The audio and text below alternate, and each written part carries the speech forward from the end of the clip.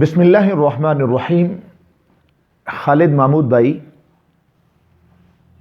آپ نے یہ کویت سے سوال کیا ہے کہ تواب اللہ کے لیے بھی آتا ہے، اور حدیث کے اندر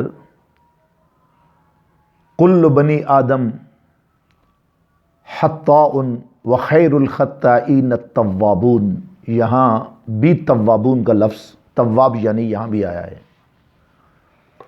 اس کی آپ نے وضاحت مانگی تھی، تو اس پر چھوٹی سی ریسرچ میں نے کی ہے۔ آپ کو بھی اس کا فائدہ ہوگا اور دیگر ہمارے سامعین کو بھی اس کا فائدہ ہوگا۔ سب سے پہلے آپ سے گزارش یہ کرنا ہے کہ اللہ کے بعض اسماء جو ہیں، اسماء حسنی، وہ ایسے اللہ نے رکھے ہیں جو خالق کے لیے بھی ہیں اور مخلوق کے لیے بھی ہیں۔ مثلا اللہ کا ایک نام ہے سمیع، قرآن پاک کے اندر بار بار یہ استعمال ہوا ہے۔ ایسے ہی علیم، علم والا، بہت علم والا، سمیع بہت سننے والا۔ ایسے ہی حفیظ، بہت حفاظت کرنے والا، کریم، فتاح، بصیر وغیرہ وغیرہ۔ ایسے ہی کچھ اسماء اس نے اپنی مخلوق کو بھی عطا فرمائے۔ انسان بھی سنتا ہے، انسان بھی دیکھتا ہے، انسان بھی حفاظت کرتا ہے، انسان بھی لوگوں پر بخششیں کرتا ہے، یعنی ان کو کچھ نہ کچھ دیتا رہتا ہے۔ تو کچھ اسماء باری تعالیٰ ایسے ہیں کہ جو خالق اور مخلوق کے درمیان مشترک ہیں۔ ان میں سے ایک تواب بھی ہے۔ تواب مبالغہ کا صیغہ ہے علم صرف کے حوالے سے، اور فعال کے وزن پر آتا ہے، تواب فعال۔ یہ اللہ نے قرآن کے اندر مخلوق کے لیے بھی استعمال فرمایا اور اپنے لیے بھی استعمال فرمایا ہے۔ جیسے وہی سورت نور کے اندر آنے والی آیت نمبر 10، جس کے اندر آتا ہے وَلَوْلَا فَضْلُ اللَّهِ عَلَيْكُمْ وَرَحْمَتُهُ وَأَنَّ اللَّهَ تَوَّابٌ حَكِيمٌ۔ یہاں اللہ کی ذات کا ذکر آیا اور اس کے بعد اس کے دو صفاتی نام آئے، ایک تواب اور دوسرا حکیم۔ حدیث کے اندر جس کو امام ترمذی رحمہ اللہ نے، اسی طریقے سے مسند امام احمد کے اندر امام احمد بن حنبل رحمہ اللہ نے، دارمی کے اندر صاحب دارمی نے، مشکات کے اندر صاحب مشکات نے اس حدیث کو نقل کیا ہے کہ کل بنی آدم خطاء وخیر الخطائین التوابون۔ یہاں بھی لفظ تواب استعمال ہوا ہے۔ تو اس کے متعلق امام راغب اصفہانی رحمہ اللہ نے اپنی کتاب کے اندر لکھا ہے، اپنی تفسیر کے اندر لکھا ہے کہ جس وقت اس کی نسبت ہوگی مخلوق کی طرف تو اس کا معنی ہوگا بہت زیادہ توبہ کرنے والے، اور جس وقت اس کی نسبت ہوگی خالق کی طرف، یعنی خالق کو تواب کہیں گے، تو اس وقت اس کا معنی ہوگا کثرت سے توبہ کو قبول کرنے والی ذات۔ تو لہذا پتہ چلا کہ یہ اللہ کے لیے بھی استعمال ہوتا ہے اور مخلوق کے لیے بھی استعمال ہوتا ہے۔ دوسری ایک بات آپ کو کہ یہ تابا یتوبو، تابا یتوبو توبن اور توبتن سے آتا ہے، اور توبہ کا معنی کیا ہوتا ہے؟ الرجوع عن الشیء الی غیرہ، یعنی ایک چیز سے دوسری چیز کی طرف رجوع کرنا، اس کی طرف آنا۔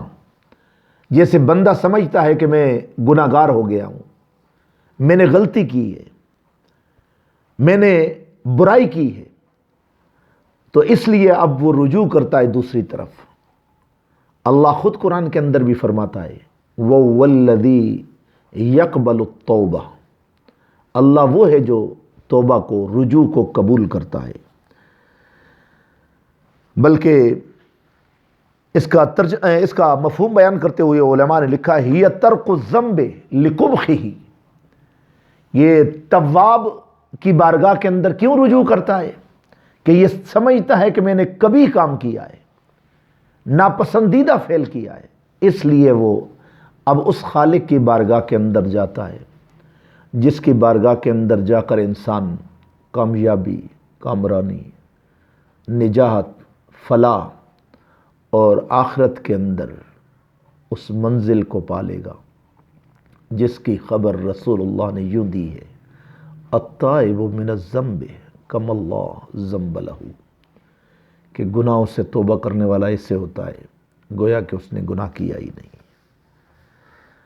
تو یہ تعلیم انبیاء بھی رہی ہے، انبیاء علیہ السلام اپنے زمانوں کے اندر یہی تعلیم دیتے رہے ہیں۔ دیکھ لیں اللہ نے جناب آدم صفی اللہ کا ذکر قرآن کے اندر فرمایا ہے، آپ خود فرماتے ہیں ربنا ظلمنا انفسنا وَإِن لَّمْ تَغْفِرْ لَنَا وَتَرْحَمْنَا لَنَكُونَنَّ مِنَ الْخَاسِرِينَ۔ اور حضرت نوح علیہ السلام کو دیکھیں تو وہ جن کو آدم ثانی کہا جاتا ہے وہ بھی اللہ کی بارگاہ کے اندر یوں ملتجی ہوتے ہیں، تغفر لی وترحمنی اکم من الخاسرین۔ میرے رب کائنات سورۃ یونس کے اندر آتا ہے، میرے رب کائنات تغفر لی وترحمنی اکم من الخاسرین۔ حضرت ابراہیم علیہ نبینا علیہ السلام جن کو جد الانبیاء کہا جاتا ہے وہ اللہ کی بارگاہ میں یوں ملتجی ہوتے ہیں، ربنا اغفر لی ولوالدی، ربنا اغفر لی ولوالدی وللمؤمنین یوم یقوم الحساب۔ اور حضرت اسماعیل علیہ السلام اور حضرت ابراہیم جب دونوں جمع ہوتے ہیں اور کعبۃ اللہ کی تعمیر سے فارغ ہوتے ہیں تو اللہ کی بارگاہ کے اندر کیا عرض کرتے ہیں، وَتُبْ عَلَيْنَا إِنَّكَ أَنْتَ التَّوَّابُ الرَّحِيمُ۔ جناب موسیٰ علیہ نبینا علیہ السلام اللہ کی بارگاہ کے اندر یوں رجوع کرتے ہیں، سبحانک تبت الیک وانا اول المؤمنین۔ یہاں بھی دیکھیں تبت اغفر لی، یہ مختلف صیغوں کے ساتھ اللہ کی بارگاہ میں اس تواب کی بارگاہ کے اندر رجوع کیا جا رہا ہے جس کے بغیر کوئی بھی گناہوں کو معاف نہیں کر سکتا۔ اور رسول اللہ صلی اللہ علیہ وسلم نے اپنی امت کو تعلیم دیتے ہوئے صحیحین کے اندر یہ حدیث موجود ہے اور حضور کی یہ دعا موجود ہے۔ آپ صلی اللہ علیہ وسلم ہمیشہ دعا کے اندر فرمایا کرتے تھے، اللہم باعد بینی وبین خطایای کما باعدت بین المشرق والمغرب۔ یا اللہ میری اور میری خطاؤں کے درمیان اتنا بعد فرما دے جیسے مشرق و مغرب کے درمیان ہے۔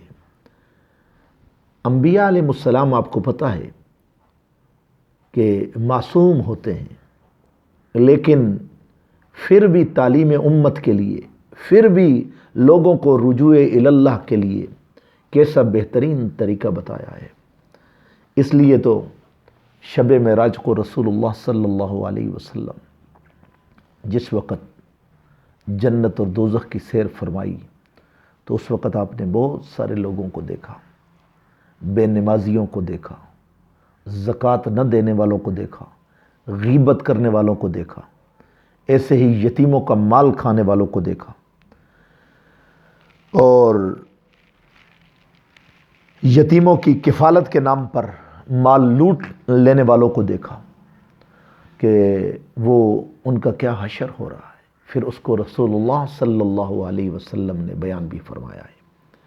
تو اس لیے محترم یہ تواب اللہ ذوالجلال کے لیے بھی ہے، یعنی کثرت سے بندوں کے رجوع کو قبول کرنے والا، اور مخلوق کے لیے بھی ہے جو کثرت سے اللہ کی بارگاہ کے اندر جا کر رجوع کرتے ہیں اور توبہ کرتے ہیں۔ اللہ ہمیں بھی رجوع کرنے کی، اپنی بارگاہ کے اندر لوٹ کر اس کو یاد کرنے کی توفیق عنایت فرمائے۔ تو اس لفظ کو قرآن پاک کے اندر تقریباً 11 مقام پر ذکر کیا گیا ہے، تواب۔ اور ایسے ہی پھر اللہ عزوجلال نے اس کے ساتھ اپنے مختلف صفاتی نام ذکر فرمائے، جیسے رحیم، حکیم وغیرہ وغیرہ۔ تو اس کا مطلب یہ ہے کہ اللہ ذوالجلال اپنے فضل سے، اپنی رحمت سے، اپنی حکمت سے بندوں کو معاف فرمانا چاہتا ہے۔ آئیے اس کی بارگاہ کے اندر رجوع کیجئے اور اللہ کی بارگاہ کے اندر رجوع کر کے اپنی سابقہ ماضی کے اندر ہونے والے گناہوں سے رجوع کریں اور اس تواب الرحیم کی بارگاہ کے اندر قرب حاصل کریں، تاکہ دنیا بھی ہماری بہتر ہو جائے اور آخرت بھی بہتر ہو جائے۔ یہ گفتگو تھی آپ کے تواب کے درمیان، فرق کہ مخلوق اور خالق دونوں کے لیے یہ بولا جاتا ہے۔ اللہ سمجھنے کی، عمل کرنے کی توفیق کرے۔